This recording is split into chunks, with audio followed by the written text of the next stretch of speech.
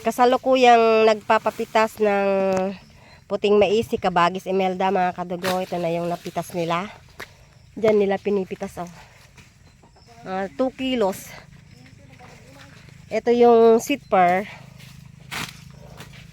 Ito naman yung tignan natin.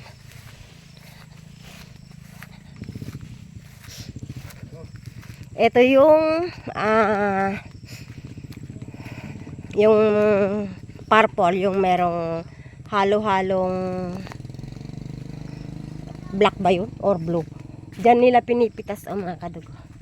Yan. 2 kilo.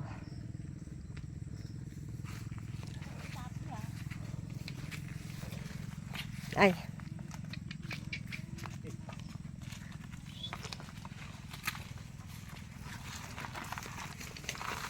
Hey, belum kumang nalpasin nyo. Nagatar-taray man dahil tao dyan, ho.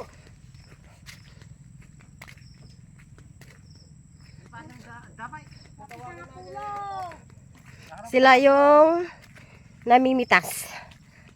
Kasi yung inaanak kong maganda. Si Pokwang. Pokwang pa rin pangalan mo ngayon, hindi na. Ano na? May asawa ka na, hindi na Pokwang. Ano nagan mo, Rika? Ang ganda pala ng nagan mo. Rika? Oh. Rika May.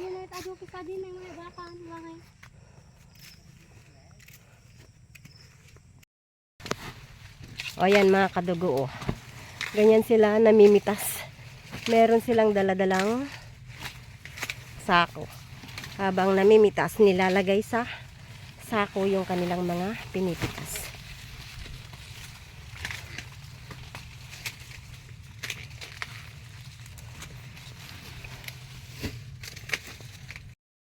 Lang, dumata man tika batite.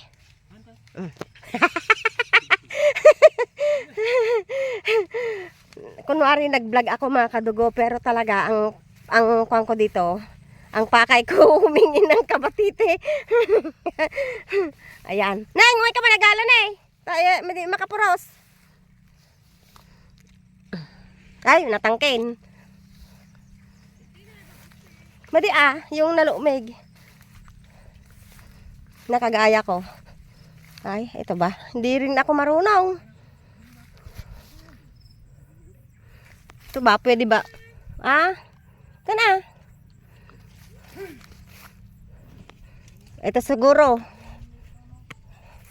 Ihasawag naman sa ano. Baka na naging jamala. Tagblab-lagak.